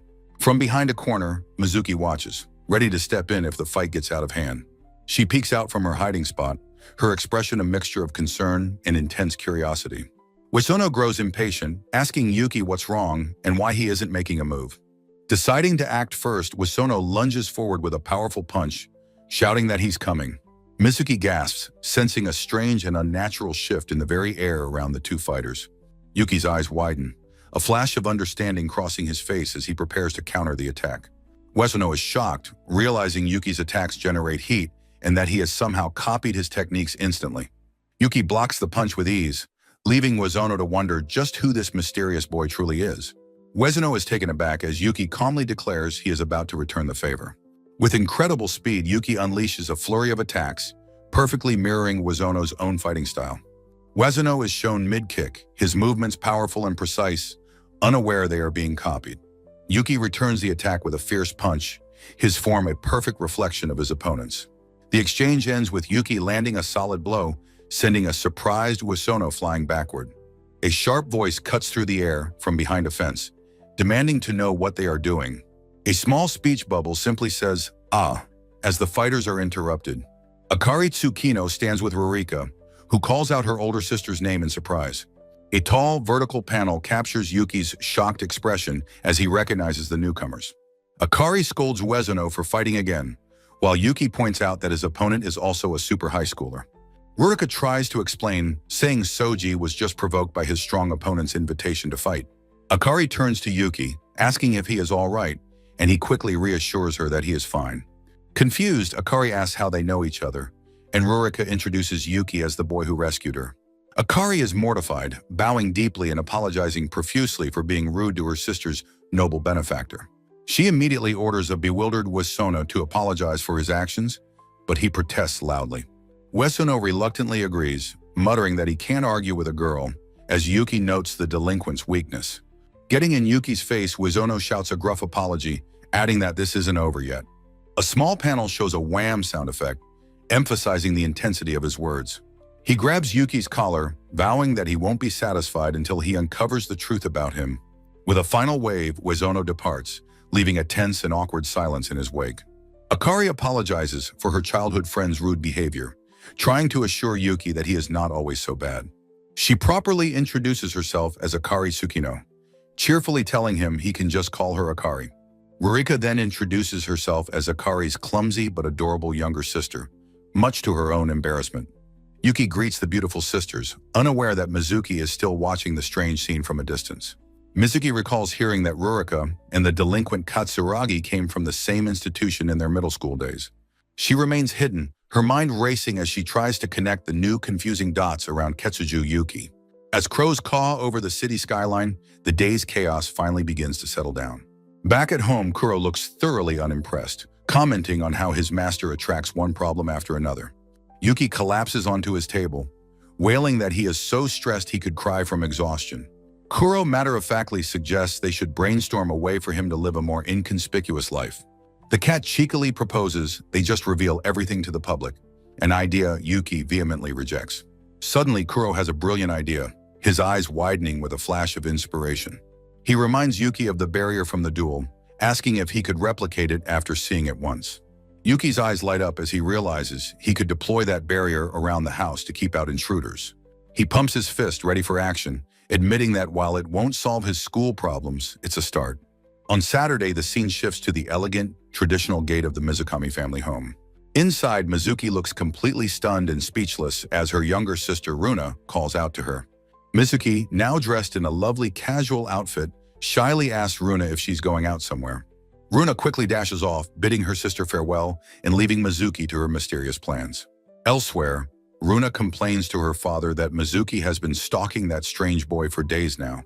Mizuki walks on, wondering why her sister is so worried about her going out on her day off. Meanwhile, at the Ketsuju household, another plan is being set into motion. Yuki enthusiastically announces the start of their mission, buying casual clothes for the young maiden living with them. Kuro questions Yuki's disguise, and he panics, realizing he'll need a mask to avoid looking suspicious. Kuro reveals he has already prepared some items, and the girl shyly agrees, though she seems embarrassed. The girl explains that her traditional robes stand out too much, so she must get new clothes to blend in. Yuki, now wearing glasses and a scarf, confirms that was the plan, but it quickly went awry. The trio stands before a closed storefront, their first attempt at shopping ending in failure. Yuki panics at the thought of entering a fancy boutique, insisting it is absolutely impossible for him. He declares that he is a simple man and could never set foot in such a high-class establishment. Suddenly, his eyes lock onto something in the distance, a crosshair appearing over his face as he spots his target. Mizuki is seen running down a city street, realizing her destination is much closer than she thought. She glances back over her shoulder, a look of utter shock and disbelief on her face. She sees the white-haired girl from the duel, accompanied by a familiar-looking white bird Shikigami. To her complete astonishment, she also sees Nekogami-sama, the cat god himself, trotting along with them. A memory flashes of the electric handshake she shared with the masked sorcerer during the duel. Another memory shows the sorcerer standing in the ruined arena, and the final piece of the puzzle clicks into place. Mizuki recalls seeing the unassuming boy from her class, Ketsuju Yuki. She remembers his surprised face, the start of all the mysteries. With a determined step, she decides she must finally confront him. She peeks around a corner, seeing him walking with his strange companions. Her breath catches as the final pieces of the puzzle click into place. Watching from afar, she realizes her impossible suspicions had been correct all along. The thought solidifies in her mind. The mysterious masked sorcerer was... Stepping out with a brilliant smile, she calls out his name, Ketsuju-kun! Their confrontation moves to the neutral ground of a quiet local cafe. The two groups sit opposite each other, the silence between them deafening. Mizuki sips her drink, trying her best to appear calm and composed. Yuki, however, is a mess, sweating profusely under the immense pressure. Even Kuro the cat seems to feel the tension, a bead of sweat on his brow. Only the white bird Shikigami is blissfully unaware, happily eating a pastry. Yuki breaks the silence first, stammering a quiet, awkward apology. He looks down, embarrassed for having been caught so completely off guard. She tells him he startled her, but he insists that's not the issue. Mizuki closes her eyes, trying to reassure him that it's nothing to worry about. She insists that she is not angry with him in the slightest. Yuki, sitting beside the white-haired girl, knows it's more complicated than that. He admits that he's just feeling a little confused by the situation. He realizes Mizuki must have been incredibly worried and anxious this whole time. His internal monologue is one of guilt. He was only thinking of himself. He remembers how she rushed to help him on their very first day. Overwhelmed with remorse, he shouts out a loud, heartfelt apology. He tells her he is truly sorry for having kept everything a secret. Mizuki is taken aback by his sudden, sincere outburst, whispering his name. Yuki stammers, unable to meet her gaze as Kuro looks on knowingly. Mizuki softly asks him to explain everything that has been going on. Kuro interjects, promising he will explain and assuring her Yuki meant no harm. The tense silence is finally broken as the explanation begins. Yuki starts to recount the unbelievable truth of his reincarnation. Mizuki listens with wide-eyed shock, questioning the involvement of a real god. He explains that after that fateful encounter, he gained mysterious powers. He confesses his quiet nature, saying he never wanted to stand out. That was why he enlisted the help of Kuro, the Nekogami-sama, to hide. He pauses for a moment, gathering the courage to ask the final question. Looking at her earnestly, he asks if she can possibly believe his wild story. Mizuki stares back at him, her expression thoughtful and unreadable. She clenches her fist, the silence stretching for a long, tense moment. Her face then breaks into a radiant, beautiful smile as she says yes. Yuki is stunned into silence, his mind reeling that she actually smiled. She calls his name softly, her voice now filled with warmth. She confesses that she had always wanted to meet the masked sorcerer. Now she finally has her chance to thank him for helping her clan. Yuki is left completely speechless, a faint blush creeping up his neck. Mizuki offers her full support, saying she'd be happy to help him. Overjoyed, Yuki exclaims with relief and thanks her profusely. He begins to ask her for a favor of his own. He admits that it might be a bit much to ask her, but Mizuki smiles, promising to help him if anything should happen again. Yuki is shocked, asking if he can truly rely on her for help. He shouts in surprise while Kuro calmly confirms that of course he can. Walking away, Yuki's heart soars, thinking that if she's willing, then he is overcome with pure, unadulterated joy, his face beaming with happiness. His companions tease him, pointing out his goofy, love-struck expression. Their walk home is interrupted by a kindly neighbor, Isa-san. They greet the old woman, whom Kuro explains lives nearby. Isa-san offers them a basket of clothes her daughter has outgrown. She suggests the clothes might be a perfect fit for the young lady. Yuki asks if it's really okay, while the girl is happy for the gift. Isa-san comments on how cute she is and asks for her name. A wave of cold panic hits Yuki. He completely forgot to name her. A magical collar appears and the girl proudly announces her name is Rin. Later that night, Yuki calls out that it's time for everyone to sleep. Rin, happy in her new pajamas, is glad she won't stand out anymore. Yuki pulls the light cord, wishing everyone a good night. Rin returns the sentiment as the room is plunged into darkness. The strange little family sleeps peacefully in their futons on the floor. A clock on the wall shows the late hour as silence falls. But outside, under the crescent moon, a group of sinister figures arrives. They land silently on the ground just outside the property line. They confirm the nameplate on the gate, Ketsuju. The feral horned girl scoffs, asking if this is the target's dilapidated house. The trio of yokai stands ready, their malevolent intentions clear. The horned girl licks her lips, eager for the violence to begin. She reaches for the gate but is repelled by a flash of light. She complains about the barrier, but the man in the top hat is unsurprised. He chides her for her recklessness, confirming the barrier is powerful. From the rooftop, Kuro glares down, stating they are unwelcome guests. The intruders are shocked by the talking cat, speculating about its powers. Kuro's eye narrows. The barrier confirms their malicious intent. He decides to give them a reception befitting their hostile nature. A brilliant flash of white light erupts from the rooftop. The intruders are thrown back by the sheer force of his divine power. Kuro lands, now in his majestic lion form, as the white bird checks on him. Kuro realizes his enemies are more interested in capture than killing. The bird lets out a squawk, and Kuro understands it has seen something. He knows that with their home discovered, leaving Yuki alone is too dangerous. He asks the Shikigami if it can protect their master in his stead. The bird squawks an enthusiastic "Ka!" and soars into the night sky. Deep beneath the city, a high-tech command center buzzes with activity. A young woman, Chie, confirms her identity over a secure line. She reports to her superiors that all personnel and equipment are ready.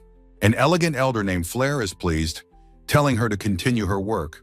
The stern-faced elder, Menas, listens intently without a word. The third elder, Fawn, demands to know about the agent sent after Dees. Chie reports she has dispatched 2 agents, Toy and Melt, after the target. She adds that a rank A capture specialist is also en route to assist. Fawn is aghast, shocked they would deploy a capture specialist for this. Fawn stands before the council screens, telling himself to calm down as Flair questions him. Menace states command was left to the field agent, whose difficult judgment he supports. Flair speculates their target's power rivals a rank A, requiring more than 2 agents. Fawn argues their forces could destabilize a nation, yet they target one ordinary person. Menace insists that no matter the circumstances, an ordinary human could never defeat Dice. Fawn reels in shock as a dawning, terrible realization hits him, confirmed by Chie. Chie identifies the target as Ketsuju Yuki, confirming he's being treated as an abnormal. Menace confirms the new directive, his voice echoing as Chie stands at attention. An emergency call interrupts the meeting. Menace calmly permits Chie to take it. Chie answers the urgent call, her expression serious as she identifies herself. Listening to the call, Chie is rendered speechless, her face a mask of disbelief. The elders are confused by her silence. Menace demands to know what has happened. Chie bows her head in apology, preparing to deliver the catastrophic news to Menace. She reports that contact was lost with the 3 Sephiku-class abnormals during the operation. Staring at her phone in horror, she confirms the entire team has been annihilated. The council is stunned into silence, Menace demanding she repeat the unbelievable report. Menace processes the information, his shock hardening into a cold, dangerous resolve. He orders Chie to mobilize the entire Sapporo branch to deal with Ketsuju Yuki.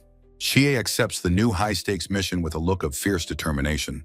Menace declares their ultimate purpose. They are the ones who will ascend to godhood. Flare agrees, stating that any obstacle standing in the way of their path must be completely and utterly removed, no matter what it takes, Fon concludes. This is all being done, they believe, to correct the fundamental logic of the world. In his kitchen, Yuki is shocked to learn a burglar nearly broke into his house. He asks about the house, and Kuro explains a barrier prevents any malicious intruders. Yuki realizes a burglar would be scared, but Kuro clarifies it's a subconscious feeling. He concludes the intruder wasn't human, a fact Kuro silently seems to confirm. As Yuki cleans up some mud, Kuro muses that the intruder was no mere thief. Kuro worries that the recent string of events is causing his master too much stress. Yuki suddenly confronts Kuro, demanding to know what he is hiding from him. Kuro, flustered, promises to explain everything when the time is right. Yuki spots a figure at the door and greets them with a simple, "Oh." It's Rin, in her pajamas. Yuki greets her warmly and asks if she slept well. From the doorway, Rin replies with a clear, "Good morning, master," shocking Yuki. Yuki panics, exclaiming that she spoke, then turns to Kuro, asking if he can too. Rin explains that receiving a name from her master has granted her the ability to speak. Kuro explains the naming pact created a resonance, awakening new abilities through Yuki's influence. The white bird Shikigami makes a dramatic and proud entrance, puffing out its chest. The trio watches as the majestic white bird preens, surrounded by a magical sparkle. Yuki decides it's inconvenient for the bird to be nameless, while Kuro finds its existence strange. Yuki excitedly names the bird Shiro, noting it pairs perfectly with Kuro's name. Overjoyed, Shiro cries happy tears, while Kuro thinks the name is simple but fitting. Kuro watches the scene unfold, his expression thoughtful and serious. Rin also observes the naming, her hand raised to her head in thought. Shiro lets out a proud cry, puffing out its chest in acceptance of its new name. Looking at the sky, Yuki officially welcomes them all as members of the Ketsuju family. A modern skyscraper is identified as the provisional Sapporo branch of the organization. Divine. Inside, she slams a report onto her desk, letting out a frustrated sigh. She bites her nail, completely baffled by the enigma that is Ketsuju Yuki. A cheerful voice calls out to her from across the spacious, modern office. Yi, arm in a sling, says he lost without even seeing his foe's face. He thought it was a dream when he woke up in a cell, as Chie mutters the target's name. Yi calmly states that he has already been briefed on the situation. He recounts that the 3 agents Safiku brought with him are now missing in action. Chie clarifies they were found on a rooftop and have been taken into custody. Yi smiles, impressed by how quickly their organization recovered its rogue assets. He asks Chie what her unique abnormal ability was able to sense from the incident. Chie reports sensing only a black cat's attack and an impenetrable barrier around the house. Yi listens to her report, his expression turning slightly more serious. Chie speculates that things might have been different if Yui had been present.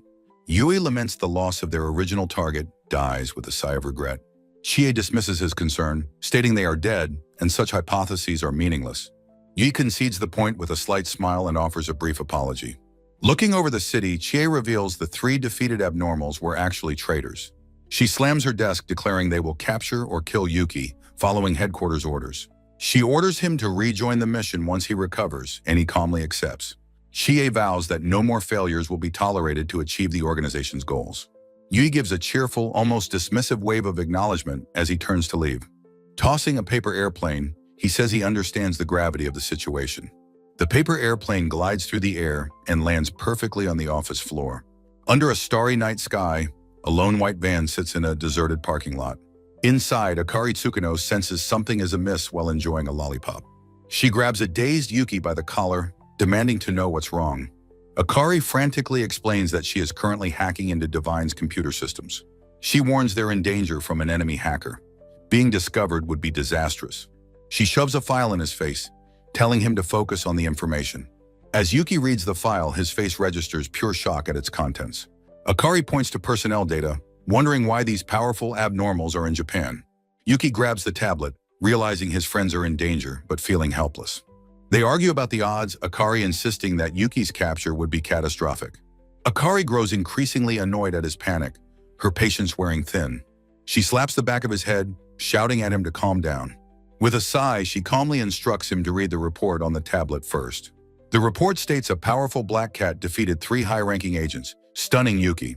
He reads the absurd theory that the cat is either him or his accomplice. Akari admits she doesn't know the truth. The official reports are full of holes. The report contains Dice's confusing testimony, which explains nothing about the incident. It's clear the official story is a clumsily constructed and unbelievable fabrication. A nervous Yuki begins to understand the terrifying implications of the cover-up. Akari explains her initial theory of a cover-up has now evolved into something else. The file focuses on the newspaper clipping, identifying the super high schooler as Yuki. The chilling conclusion suggests he may possess the godlike power to rewrite reality itself.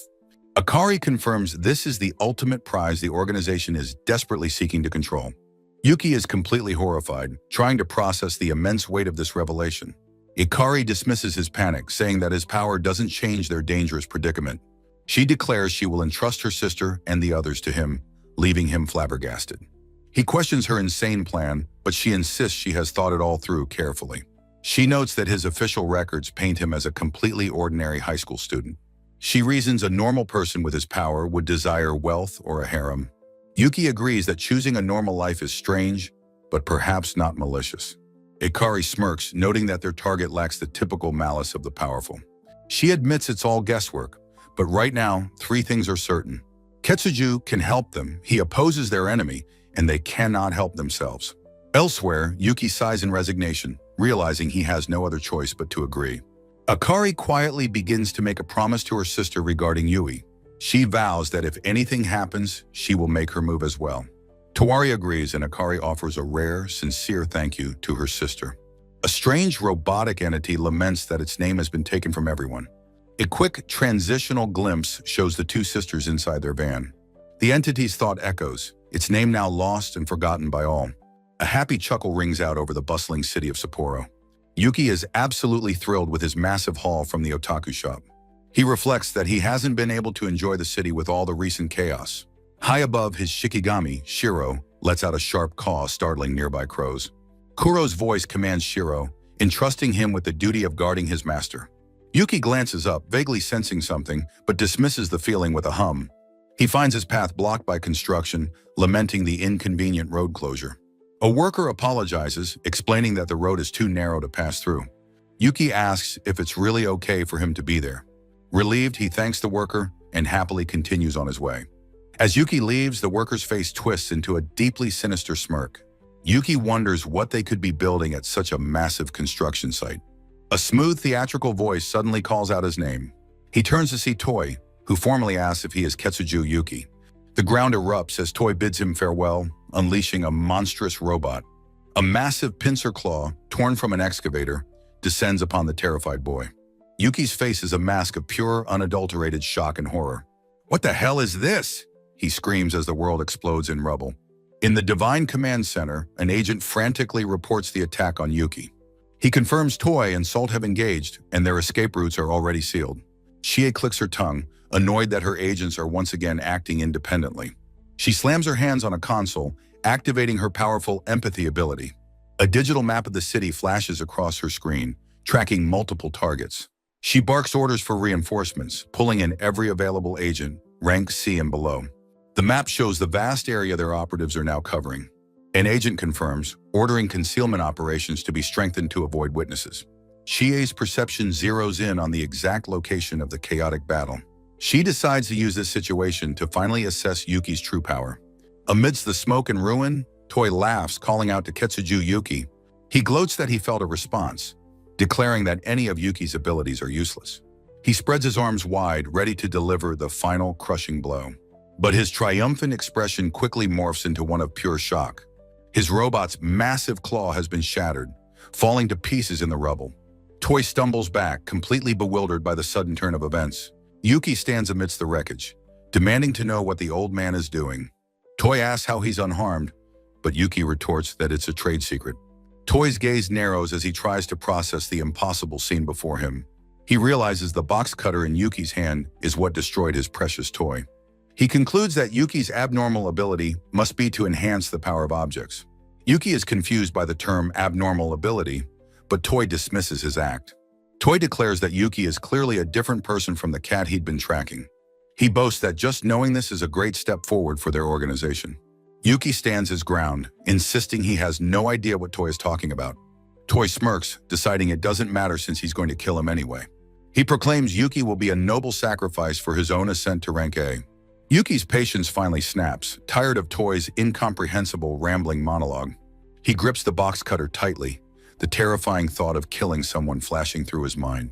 His face becomes a mask of grim resolve as he prepares to fight back. With a desperate, primal scream of apology, he charges forward into the fray. Toy lets out a wild laugh, praising Yuki's impressive fighting spirit. He commands his creation to attack, telling Yuki to savor his toy box ability. Yuki analyzes the transformed dump truck, noting its massive size makes it slow. He declares that its telegraphed movements will be easy to see coming. With surprising agility, he easily dodges the robot's clumsy assault. Toy is shocked as Yuki unleashes a powerful slash, dismantling the dump truck. Next, he targets the crane, tearing it cleanly from the robot's main body. Then comes the shovel, ripped away by his incredible, newfound power. Finally, he destroys the road roller, leaving the robot in a heap of parts. Yuki pauses mid-battle, a sudden, crucial thought occurring to him. He realizes that if Toy can transform objects, he should be able to learn it too. Toy seethes with anger, refusing to let Yuki get the upper hand. He roars for him not to get carried away as the pieces begin to reassemble. Yuki looks up in shock at the newly formed, even larger robotic beast. The robot's massive arm sweeps down, sending Yuki flying through the air. He realizes there's no end to this if it just keeps regenerating. He plants his foot firmly, deciding on a new, more direct course of action. He declares that he will simply have to target the user himself. Toy watches in utter disbelief as Yuki flies, questioning the impossible ability. He realizes Yuki must possess multiple powers, something he thought was impossible. Yuki soars through the air like a missile, closing in on his target. Toy panics, waving his hands frantically and pleading for him to wait. Yuki ignores his pleas, roaring, "Take this!" as he cocks back his fist. He lands a powerful punch, sending Toy flying as the robot finally explodes. Toy is sent spinning helplessly through the air from the force of the blow. The shockwave from the massive explosion ripples across the cityscape. Toy lands in a heap amidst the rubble, groaning in pain. He yelps in terror as the cold, sharp edge of a box cutter is held to his throat. Yuki stands over him, demanding an explanation for the unprovoked attack. Toy stammers, his mind racing as he tries to formulate an answer. He begins to explain that Ketsuju Yuki is... His face contorts with fanatical hatred as he declares Yuki is a nuisance to them. Toy's entire body dissolves into a splash of black goo right before Yuki's eyes. Yuki gasps, realizing his mistake a fraction of a second too late. The goo reforms with a sickening, wet splash. The feral girl, Salt, materializes behind him, her gooey arms trapping him in a tight embrace. As Yuki struggles, Toy reappears, complaining about his scattered and broken toys. Salt snaps at him, angry that he broke their agreement to work together. She asks if she can just kill him, but Toy reminds her of their orders to capture. Yuki, caught in her grip, asks what she's planning to do. Salt grins with sadistic glee, her command a venomous, final hiss. Melt away. The feral girl's Salt traps Yuki, her gooey arms wrapped tightly around him. Salt mocks Yuki for noticing his dissolving clothes, calling him shameless. A searing heat envelops Yuki as he realizes her power melts things. A sudden surge of energy bursts forth from Yuki's body. The corrosive attack is suddenly nullified with a flash of light. He looks down, shocked to find himself completely unharmed by the attack. Salt stares in utter disbelief, unable to comprehend what just happened. She watches in horror as his melted flesh rapidly regenerates itself. Sensing her hesitation, Yuki knows this is his moment to escape. With a burst of strength, he breaks free from her weakened grip. Her partner, Toy, cries out her name in surprise at this turn. Yuki realizes his scapegoat charm absorbed the worst of the robot's attack. Toy recovers, declaring that their next attack will be the final one. Yuki smirks, ready to turn the tables on his overconfident opponents. He issues a sharp warning, telling them not to move an inch. He unleashes a massive shockwave he calls the Gender Equality Punch. The two abnormals are sent flying backward from the immense invisible force. He pumps his fist in victory, the immediate threat finally neutralized. Catching his breath, he looks over at the defeated pair, still wary. He wonders about their identities as they lie unconscious in the rubble. He mentally catalogs their strange powers, suspecting a connection to divine. He spots a bag, deciding he must ask Kuro and the Mizukami clan. A phone inside buzzes with a mysterious email asking for a meeting. Later that night, Yuki reflects on the fight at the Mizukami shrine. Inside, Ryukai begins their meeting, acknowledging he knows what has happened. The clan head, Ryukai, formally thanks him for his aid during the duel. Yuki tries to deflect the praise, still intimidated by Ryukai's powerful aura. Elsewhere in the shrine, Mizuki secretly listens in on their conversation. Ryukai gets down to business, offering his clan's full support to Yuki. Yuki listens intently, agreeing to hear what the clan head has to say. The scene flashes back 2 hours earlier, to the morning after the fight. Yuki arrives home in a strangely reconstructed uniform, explaining what happened. Kuro recognizes the unique uniform as Yuki heads off for a bath. Kuro asks Rin to clean Yuki's bag while he's covered in mud. In the bath, his Shikigami Shiro gives him a vigorous scrubbing. Clean and refreshed, Yuki feels much better after his bath. He recounts the battle, explaining he was attacked by abnormal users. As he talks, his Shikigami, Shiro, suddenly returns through the window. Yuki greets the flustered bird, asking where it has been. Rin translates for the Shikigami, who apologizes for not being there. Yuki thanks the bird for its concern, telling it not to worry. He then turns to Kuro, asking if he knows about abnormal abilities. Kuro explains the difference between learned jutsu and limited innate abnormal powers. Yuki thoughtfully considers the pros and cons of each power system. Kuro looks worried, sensing the situation is more serious than he thought. He realizes he's being targeted and decides they must act quickly. His resolve hardens as he accepts the name he must now live by. Suddenly, Kuro slaps the Mizukami clan's business card onto the table. Yuki recognizes it as the contact information Ryukai had given to him. Kuro advises him to call, as Ryukai will know more about abnormals. Yuki agrees to the plan and prepares to make the important phone call. On the phone, Ryukai immediately identifies his attackers as the organization Divine. Now at the shrine, Yuki learns more about this mysterious organization. Ryukai reveals that Divine's agents are in Sapporo, a government-level threat. Yuki questions why he's being told such sensitive, high-level information. Ryukai insists Yuki is no longer an outsider after all he's done. He softens, explaining that he wants to trust Yuki's sincere heart. Yuki laughs nervously, finding the weight of that trust incredibly intimidating. Ryukai details Divine's stealthy and ruthless methods of operation. He reassures Yuki that an attack at school is unlikely, but warns caution. Ryukai admits he doesn't know Divine's motives for targeting Yuki specifically. He asks if Yuki understands the gravity, and the boy quietly agrees. As he leaves, Yuki thanks Ryukai and promises to remain vigilant. He offers his help, promising to act if an opportunity arises. Ryukai calls him a good kid, which only makes Yuki more flustered. He waves goodbye as he rides away on Kuro's majestic lion form. Mizuki watches them leave, then turns questioningly toward her father.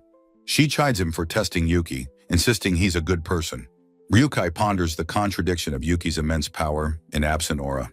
He recalls Yuki's incredible feats, from saving a god to mastering familiars. He reflects that while it's unfair to the boy, his very existence is significant. He fears that Yuki is destined to be at the center of a larger war. Far away in a modern high-rise, a formal apology is being delivered. The agent Chie stands defeated, reporting her failure to her superiors. The elder, Menace, listens silently, taking a long drag from his cigarette. After reviewing the report, he identifies their new enemy as an Onmyuji. He reasons that this explains why their powerful agent was so easily defeated. Flare speculates that Yuki may have powerful allies working with him. Fawn addresses their leader, offering a different perspective on the situation. He argues that the boy must be a master strategist to win with weaker powers. Menace counters, stating that abnormals have been beaten by versatile jutsu before. Fawn insists they must abandon their pride and face this new reality. He clenches his fist, urging his leader to make a decisive move.